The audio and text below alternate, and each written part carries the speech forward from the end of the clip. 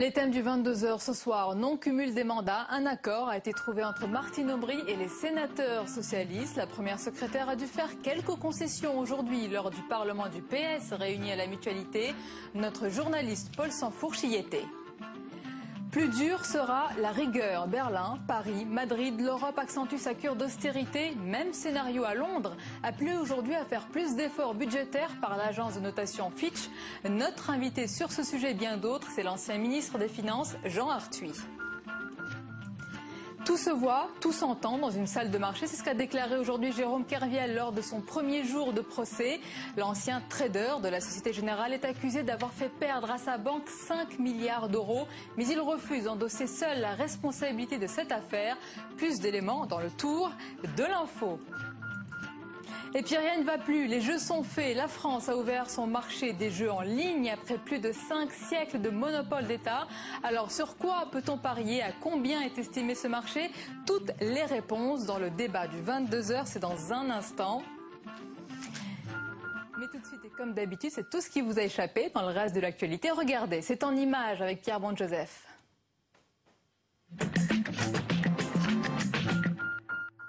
Voilà une bonne nouvelle pour commencer ce tour de l'info. La compagnie aérienne Emirates Dubai a annoncé aujourd'hui avoir commandé près de 32 exemplaires de l'A380, une commande sans précédent pour le Super Jumbo de ADS. Cette commande portera la flotte d'A380 de la compagnie à 90 exemplaires. Louis Gallois, le PDG de ADS, espérait une reprise en 2011 ou en 2012. Finalement, elle s'est faite plus rapidement que prévu. Ce soir, le Sénat devrait adopter le texte sur le dialogue social dans les TPE, un texte qui prévoit l'organisation d'élections d'ici 2012 dans les entreprises de moins de 11 salariés. Et des commissions paritaires territoriales issues de ce scrutin auront pour mission d'assurer le suivi du dialogue social dans ces entreprises. Bref, les syndicats auront leur mot à dire dans les très petites entreprises. Le MEDEF et la CGPME sont contre cet embryon de représentation syndicale. Ce sont d'abord des salariés, avec des droits, avec un code du travail. C'est d'abord des salariés. Et je ne vois pas en quoi on pourrait dire vous êtes 4 millions mais on s'en moque, et puis les autres ils peuvent voter, parce que eux ils ont accès au fond à la démocratie sociale. Il y a des inégalités auxquelles le gouvernement aimerait bien mettre un terme. On l'apprend aujourd'hui, le ministre du Travail réfléchit à un relèvement des cotisations des fonctionnaires pour leur retraite. Actuellement, leur cotisation est de 3 points inférieure à celle du privé. Un point de cotisation gagné rapporterait près de 720 millions d'euros. Intéressant à l'heure de la résorption des déficits de la branche retraite. FO dénonce une baisse déguisée du salaire des fonctionnaires. Il a fait perdre des milliards à son entreprise. Aujourd'hui, le procès de Jérôme Kerviel s'est ouvert devant le tribunal correctionnel de Paris. L'ancien salarié de la Société Générale répond d'abus de confiance. Il encourt 5 ans de prison et 375 000 euros d'amende. Dans un procès qui donne le vertige, la banque dit avoir perdu 6,5 milliards d'euros à cause des placements hasardeux de son trader. Jérôme Kerviel qui affirme que sa hiérarchie était au courant des risques qu'il a pris. Il est normal que l'opinion publique sache, dans une période d'une telle crise mondiale, que ce n'est pas un homme qui est responsable de cela, c'est un système. Et que celui qui comparaît devant un tribunal est un pion qu'on a utilisé, dont on a tiré profit, et lorsqu'on n'a plus voulu de lui, on l'a jeté. Sa mort a toujours été entourée de mystères. Pas sûr que l'on en sache plus sur la mort de l'ancien ministre du Travail de Valéry Giscard d'Estaing, Robert Boulin. La justice avait conclu un suicide à l'époque, une version contestée par la famille. On l'apprend aujourd'hui, un tome de la procédure et des pièces placées sous scellé concernant cette affaire ont disparu. La semaine dernière, la justice avait d'ailleurs rejeté l'ouverture du dossier faute d'éléments nouveaux. Ce soir, la chancellerie a demandé l'ouverture d'une enquête administrative.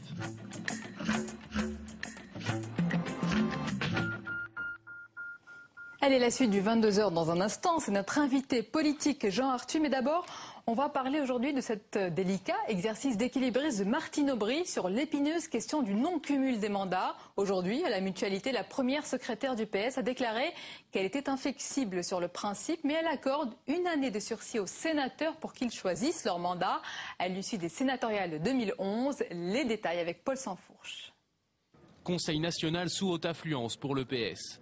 Au menu, le vote sur le programme de rénovation du parti. Mot d'ordre pour Martine Aubry, l'exemplarité.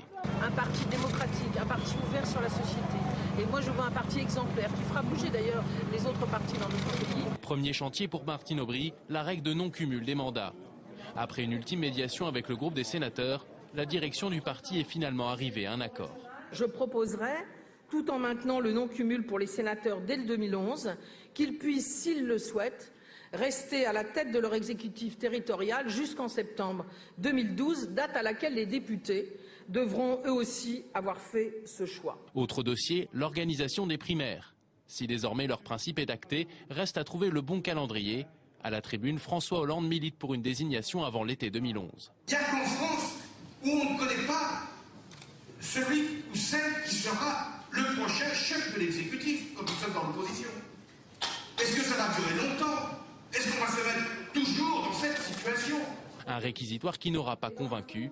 Le Conseil national a finalement décidé d'organiser les primaires à l'automne 2011. La route est encore longue vers la rénovation, aux militants désormais de trancher, avec un vote prévu dans 2 semaines.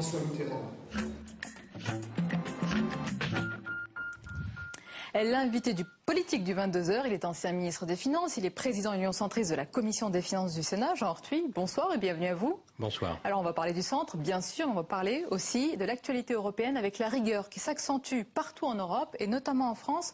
Jusqu'à quand c'est tenable socialement?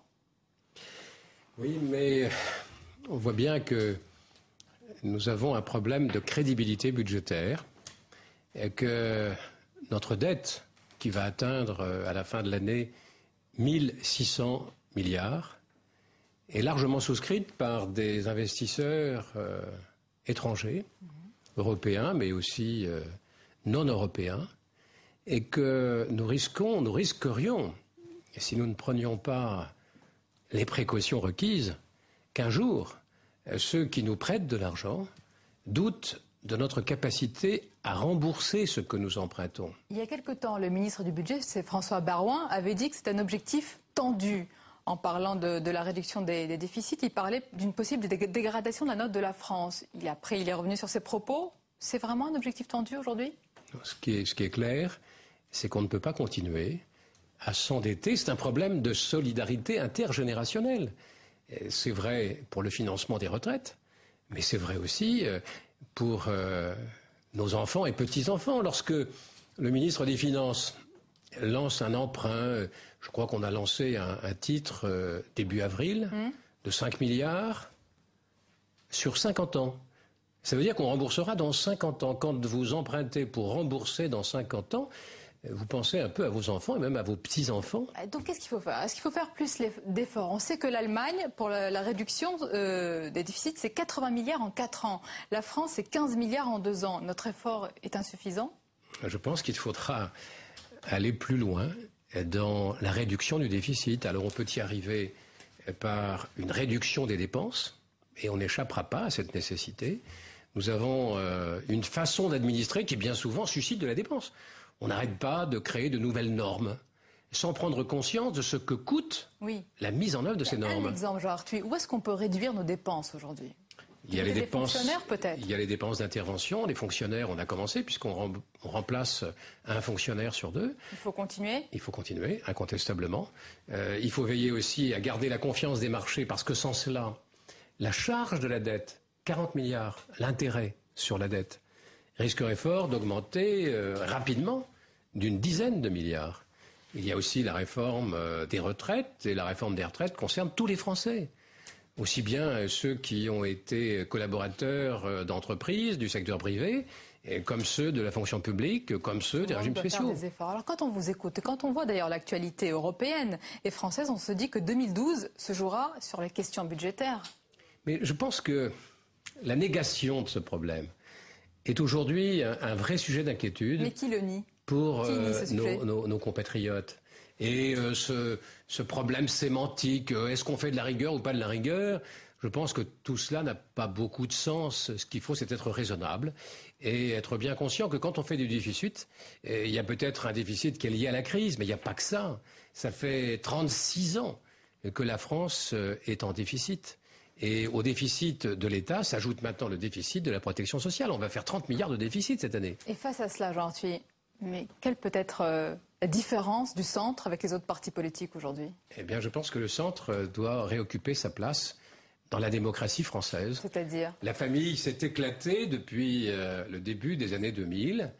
Et on voit bien qu'au moment où le politique va devoir assumer pleinement ses responsabilités, parce que nous sommes en crise, parce que l'Europe est en crise. Et le centre, du centre. Et le centre qui a un socle de valeurs profondément humaniste, faite de modération, attaché à la liberté pour entreprendre, pour créer des richesses, mais aussi une vraie exigence de solidarité et de justice sociale et fiscale. C'est pour ça que nous sommes contre le bouclier fiscal. Alors aujourd'hui, je le rappelle, se sont tenues ici au Sénat, ici même, les assises de la refondation du centre que vous avez présidé. Votre objectif, dites-vous, c'est un nouveau projet et un centre uni. Un nouveau projet, est-ce que vous n'êtes pas un peu en retard? On a vu que le PS a entamé sa rénovation, la droite est au pouvoir, aux commandes, et le centre se cherche encore un projet. Non, mais les centristes se sont dispersés. S'ils veulent être entendus, il faut qu'ils se rassemblent. Eh bien, ce soir, nous avons commencé à rassembler. Étaient présents des responsables du centre, du nouveau centre. Hervé Morin était là. Du Modem, Jacqueline Gouraud était présente, naturellement l'Alliance centriste. Il n'était pas là, on remarque toujours les absents, pardonnez-nous, François Bayrou n'était pas là. Je pense qu'il ne voyait pas d'inconvénient à ce que Jacqueline Gouraud soit présente. Il y avait aussi des centristes de l'UMP. Il y avait M. Pelletier du Parti radical. On se rassemble toujours derrière un homme, et c'est le cas, ça va être le cas pour 2012. Si de grâce, on pouvait d'abord se rassembler sur un projet. Une certaine idée de la politique pour réconcilier l'homme et la condition humaine. Et avant que de parler d'élections, de savoir qui sera candidat aux élections présidentielles, ça nous rappelle un peu les socialistes qui nous disaient un peu la même chose. Avant le projet, après l'homme ou la femme. D'abord le projet, d'abord les idées, et d'abord la cohérence. Et redonner du sens à la politique. Redonner du sens à la politique, encore une question, mais quel que soit le candidat Jean Arthuis, quand même, au second tour, il appellera à voter Nicolas Sarkozy, le candidat du centre. Et nous n'en sommes pas là, nous sommes dans une situation de crise profonde. Nous avons besoin de retrouver les fondamentaux, de faire œuvre de pédagogie, de cesser de raconter des histoires. Il y a un côté quelque peu illusoire et quelque peu illusionniste dans la pratique politique. Dans la pratique politique du pouvoir actuel? Vous parlez de la majorité. Ça peut arriver. Il y a des lois, je peux vous en trouver un certain nombre, qui sont quand même des lois de gesticulation, qui n'apportent rien au plan normatif et qui ne vont pas changer le paysage et qui ne vont pas changer le sort de nos concitoyens. Il n'y a rien de pire qu'une loi inutile, parce qu'elle fait naître des illusions et elle nous offre demain l'image de l'impuissance politique, ce qui est dramatique pour la démocratie. Et le centre va donc venir au secours de cette impuissance politique. Parce que nous voulons promouvoir une nouvelle forme de gouvernance. Merci beaucoup Jean Arthuis d'avoir été l'invité du 22h. La suite du journal, et c'est une petite révolution puisque la France, vous le savez, a ouvert aujourd'hui son marché des jeux d'argent et de hasard en ligne. Je ne sais pas, vous êtes peut-être joueur, monsieur Arthuis? Pas spécialement, mais c'est un texte qui nous a intéressés et vous feriez bien d'inviter le sénateur Trucy. Eh bien, écoutez, il est là, il va arriver juste à votre place dans un instant. Je le disais, donc la France a ouvert aujourd'hui son marché des jeux d'argent et de hasard en ligne après plus de 5 siècles de monopole d'État, poker, paris épique et paris sportif désormais. Chacun, chez soi, derrière son ordinateur, nous pourrons jouer. Une ouverture du marché qui intervient bien sûr à 2 jours du mondial le 11 juin. Tous les détails avec Élise Ecardi. Ils sont 17 sites de jeux d'argent à avoir reçu un agrément de l'Arjel, à être officiellement autorisés en France. Pour l'essentiel, des sites de paris sportifs, le plus urgent à 3 jours de la Coupe du Monde, pour éviter le déferlement de paris illégaux. Le jeu est donc désormais encadré. L'autorité de régulation créée avec la loi s'oppose en rempart contre la fraude, avec campagne de communication à la clé. Marre de vous faire plumer? Jouez uniquement sur des sites agréés. Argel. Il y a des messages de prévention, il y a la création d'un numéro d'appel national pour le conseil aux joueurs en difficulté, il y a pour la première fois le financement des centres de prise en charge des joueurs en difficulté. Malgré ces quelques garde-fous, avec l'autorisation de la publicité sur Internet et à la télévision, on craint l'arrivée de nouveaux joueurs incités par ce nouveau système. Le président de l'Arjel s'en défend immédiatement. Bien, quand on veut inciter à jouer, on ne commence pas par encadrer et réguler les conditions de cette publicité. C'est ce que l'État a fait. Il ne l'avait pas fait précédemment. Vous pouviez faire de la publicité, notamment pour les monopoles, sans qu'elle soit encadrée ou limitée. Dorénavant, il y a des règles très strictes d'encadrement et de limitation, et notamment de protection des publics mineurs. Reste maintenant à connaître les noms des sites de poker, dont les agréments seront délivrés plus tard, le 28 juin. L'ouverture du marché des jeux d'argent et de hasard en ligne, on en parle avec nos invités tout de suite sur notre plateau. Bien, c'est notre journaliste à Public Sénat, Élise Ecardy. Bonsoir, bienvenue. Bonsoir. Vous avez réalisé un documentaire qui a beaucoup de succès, intitulé Les yeux dans les jeux. Vous allez nous en parler. François Trucy est d'accord d'ailleurs, sénateur UMP du Var et rapporteur du projet de loi sur la libéralisation des jeux d'argent en ligne à la Commission des finances du Sénat. Également avec nous, un acteur, un opérateur. Bonsoir, Olivier Oramdan, directeur général d'Eurosport-Bet, qui a obtenu, je crois, aujourd'hui, l'agrément des paris sportifs. Vous l'avez obtenu? Oui, et du poker aussi. Félicitations. Je vous remercie. Élise Ecardy, c'est une ouverture, bien sûr, on l'a vu là dans votre sujet, mais c'est une ouverture qui est très très réglementée, trop disent même les opérateurs. L'objectif, évidemment, c'est d'éviter les dérives. Est-ce qu'il y a des garde-fous aujourd'hui? En tout cas, c'est la volonté affichée dans la loi. On dit on va labelliser, donner un agrément à certains sites de jeux. Et voilà, en face, on va mettre en place des garde-fous. Alors, il y a l'intention et il y a effectivement la mise en œuvre. Par exemple, pour les mineurs, on nous dit qu'il va falloir envoyer la carte d'identité, une photocopie de la carte d'identité pour les mineurs. Bon, on se dit, oui, effectivement, mais ça paraît très contraignant. Alors, on se demande un petit peu comment ça va être mis en œuvre dans les faits. On dit, on va empêcher les sites illégaux, on va bloquer les sites illégaux si on se rend compte qu'ils ont une activité, qu'ils n'ont pas demandé de licence, etc. On sait qu'avec Internet, c'est quand même très compliqué, donc ça demande, c'est là aussi, il y aura des contraintes. Dès qu'on parle d'Internet, c'est des questions d'adresse IP, de savoir retrouver où est exactement le site, etc. Donc, c'est très compliqué. Et on peut parler quand même d'une des lacunes. Qui est le plafonnement, l'absence de plafonnement des mises, c'est-à-dire que les joueurs ne pourront pas plafonner, pourront demander à faire plafonner le montant des mises, mais voilà. François Trucy, vous aviez dit, je vous cite, c'est pas mes mots, si la loi n'est pas promulguée avant le 1er juin, ça sera le bordel. Tout est rentré dans l'ordre aujourd'hui. Oui, on n'a pas réouvert les maisons closes, ça c'est sûr, pour les jeux. Oui, mais il y avait une vraie inquiétude à ce moment-là, c'est que les choses étaient tellement compliquées, la loi c'est toujours une loi, c'est difficile à sortir, il fallait que l'Assemblée nationale veuille bien accepter le texte qui sortirait du Sénat, donc le respect du calendrier n'était pas du tout évident. Vous n'avez pas d'inquiétude aujourd'hui? Là, on a évoqué quelques garde-fous sur les dérives, il n'y a plus d'inquiétude aujourd'hui selon vous? Mais si, il y aura des inquiétudes jusqu'au bout, elles se sont manifestées dans tous les domaines, politique ou non politique, pendant la durée du travail des parlementaires, et il faut que ça soit des sujets de préoccupation pour l'avenir. Si j'ai une mission de suivi grâce à l'accord de M. Arthuis là-dessus, c'est parce qu'il suffit pas de faire une loi la meilleure possible, il faut, après ça, elle est tellement complexe, elle est tellement innovante, elle est tellement risqué par moment qu'il faut effectivement surveiller ça de très près. On y est d'autant plus incité que dans la loi même, M. Woerth a mis une clause de revoyure, le terme n'est pas très français, mais ça veut dire que d'ici 18 mois, on a la possibilité de revenir sur beaucoup de choses. Pour voir ce que ça donne, un bilan, quoi. Tout à fait. Alors, Olivier Oramdan, vous êtes heureux aujourd'hui, c'est une opportunité formidable. Est-ce que vous avez une estimation de vos gains potentiels? De nos gains potentiels? Oui, je commence par l'argent, excusez-moi. Non, on parle d'argent, on peut parler d'argent. Aujourd'hui, on peut dire que le marché, ce marché des jeux en ligne, il existe. Il y a une réalité, c'est qu'il y a un certain nombre de sites qu'on appelle des sites illégaux, qui aujourd'hui courtisent les parieurs et les joueurs en ligne français, et que donc c'est une réalité et que les Français ont envie de parier. Donc aujourd'hui, on dit que le produit brut des jeux, il est probablement autour de 500 millions d'euros. Donc c'est un marché considérable en France, un marché en progression, parce que depuis une dizaine d'années, c'est des taux de croissance de 10 à 15% qu'on observe sur ces jeux en ligne.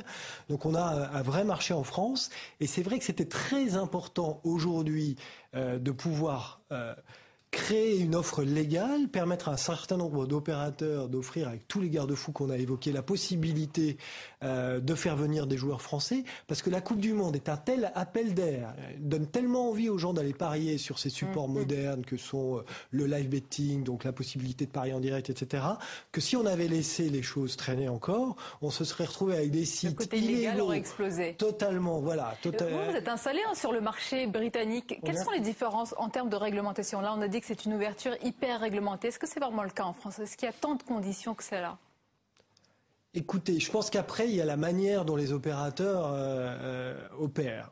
Les anglo-saxons, ils ont un fonctionnement différent dans la régulation, c'est-à-dire qu'ils viennent voir les gens, ils leur disent comment vous comptez opérer pour atteindre les objectifs d'intérêt général qui doivent être protégés. Et donc nous, on doit répondre en expliquant ce qu'on va faire. Ils nous disent oui ou non, ça suffit. En France, on est un peu plus prescriptif et on va vous dire il faut faire les choses donc de telle ou telle manière. C'est plus compliqué en tous les cas. Plus expliqué, mais par exemple, je reprends le sujet des cartes d'identité, des vérifications d'identité. Nous, on le fait en Angleterre. On le fait et ça marche. Dès qu'on dépasse certains seuils de dépôt, on demande les papiers d'identité et c'est quelque chose qui fonctionne puisque les gens, quand ils ont envie de jouer, quand ils ont envie de s'amuser, ils n'hésitent pas à envoyer leurs papiers d'identité. On se dit si c'est une règle générale, voilà, pour à chaque fois qu'on veut jouer, si on doit envoyer sa carte d'identité, c'est vrai qu'on a du mal à se dire que ça peut être généralisable comme ça et que ça va pas du coup empêcher certains d'aller jusqu'au bout et de se dire bon, finalement je vais aller sur un autre site qui n'est pas labellisé pour le coup. Oui, mais il faut bien savoir que les contraintes, en fait, elles sont profitables aux joueurs.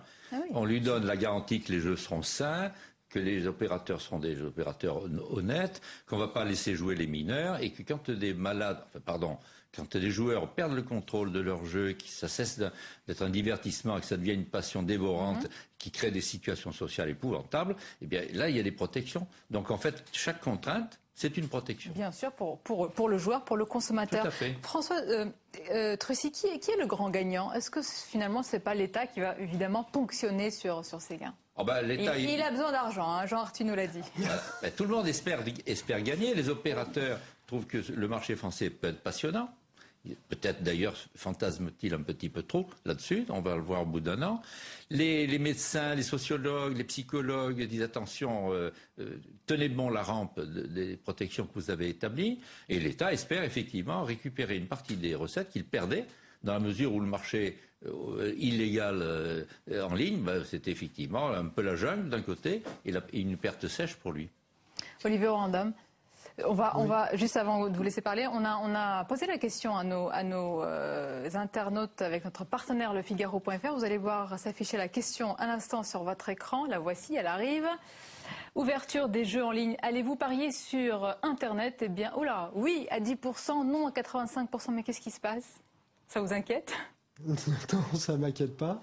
Je pense que la grande majorité des Français savent pas encore ce que c'est que l'offre qui va se développer. Donc c'est à nous d'aller expliquer.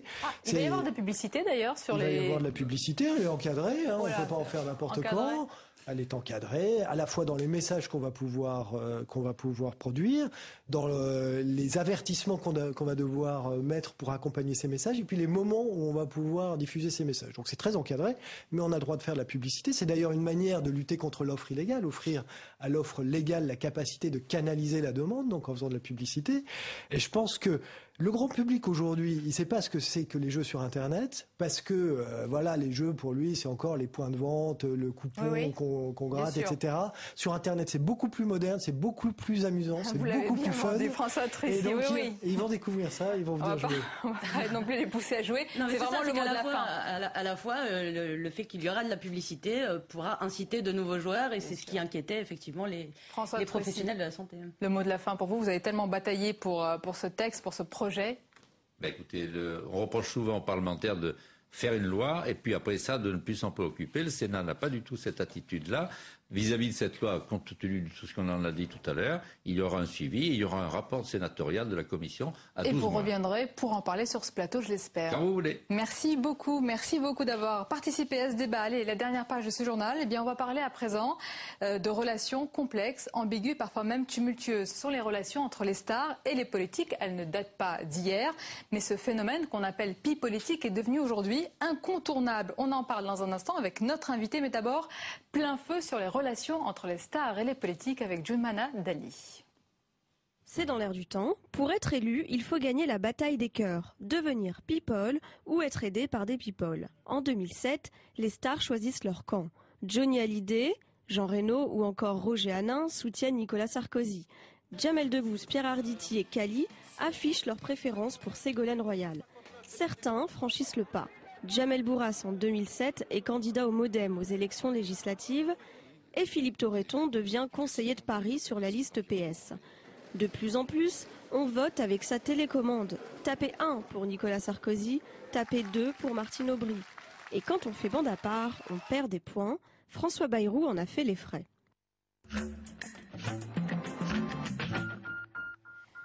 Vous saurez tout des relations entre les politiques et les stars avec ce livre, cette enquête de Yves Azerwal, People Politicus. On en parle tout de suite avec vous. Vous êtes là, Yves Azerwal. Bonsoir et bienvenue à vous.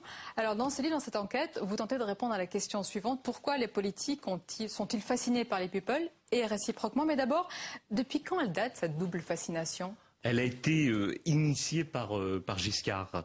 C'est lui qui, quand il était déjà ministre des Finances, il a regardé du côté d'outre-Atlantique et il a vu la manière dont les Américains attiraient, les hommes politiques américains attiraient les stars nationales dans leurs meetings, dans leurs campagnes. Et il s'en a inspiré pour sa première campagne en 1974. Mais ça a pris son apogée en 1981 avec Mitterrand. Et on se doute que les hommes politiques, surtout en campagne, approchent les artistes pour bénéficier de leur soutien, de leur notoriété. Mais pourquoi les artistes approchent aussi les politiques? Qu'est-ce qu'ils peuvent obtenir? Ça peut être par conviction. Il y a entre autres et avant tout par conviction, il y a aussi des raisons familiales. Par exemple, un Roger Hanin, il est mitterrandiste, il n'est pas socialiste. Quand Mitterrand décède, il s'engage aux côtés du Parti communiste. Lynn Renault, elle est chiracienne. Et très vite, elle va en 2008 prendre position pour Delanoë. Ensuite, il y a des raisons d'idéologie. Il y a aussi des raisons plus à gauche on veut rendre ce que la notoriété nous a donné. Type un Arditi, voilà, oui, la société qui depuis très longtemps s'engage à gauche et milite. Il y a ce que vous avez dit, l'idéologie, Benabar, Kali.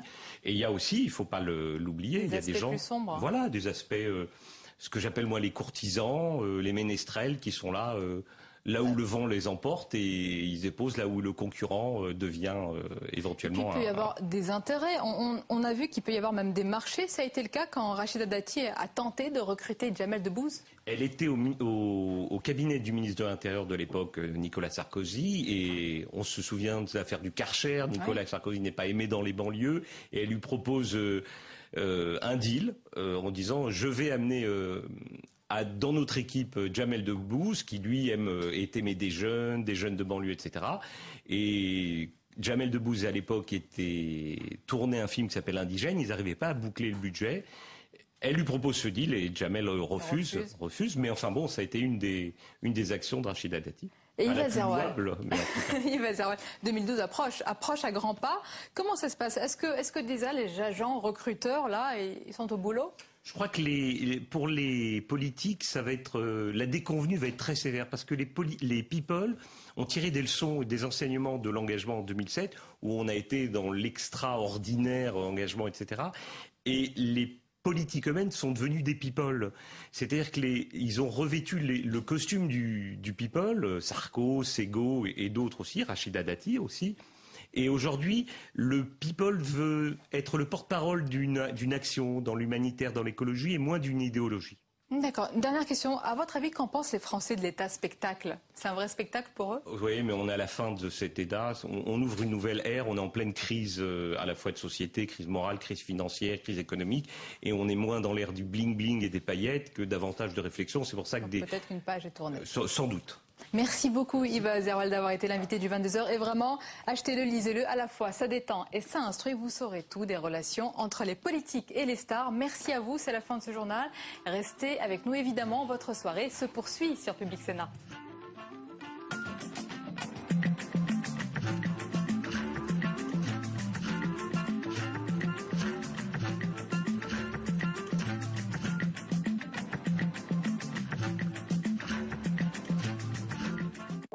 Bienvenue à Bibliothèque Médicis. Paulette, la bégayeuse au gros nez juif. Vous. C'est pas exactement ma phrase. J'écris mieux que ça, moi. Oui. Et qui va très vite de se débarrasser de son premier. Mais est-ce qu'à un moment, vous pouvez arrêter d'être agaçant? Répondez, discutons tranquillement. Je vais vous répondre différemment. Ah. Et presque sincèrement. Ah. Et moi, il y a quelque chose qui me frappe depuis le début de cette émission, c'est qu'il se marre tout le temps. Vous exprimez la joie de vivre. Qu'est-ce qui vous arrive? Pourquoi ça? Le problème, c'est que j'étais comme ça avant. Hein. Jean-Pierre Elkabbach ouvre le débat à travers les livres dans Bibliothèque Médicis. Vendredi à 18h30 sur Public Sénat.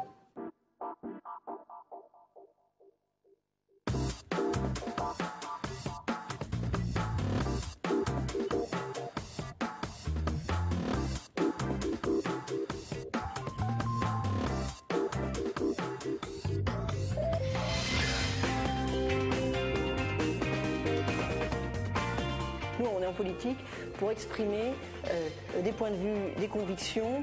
Il faut faire attention à la manière dont on le fait, parce que si vous voulez, parfois ça peut être contre-productif, mais au bout du compte, là où on a eu raison, c'est là où on était sincère. En politique, on a raison quand on est sincère. Ce principe a valu quelques déboires à Nathalie Kosciusko-Morizet, mais il lui a aussi permis de s'imposer comme une femme de conviction.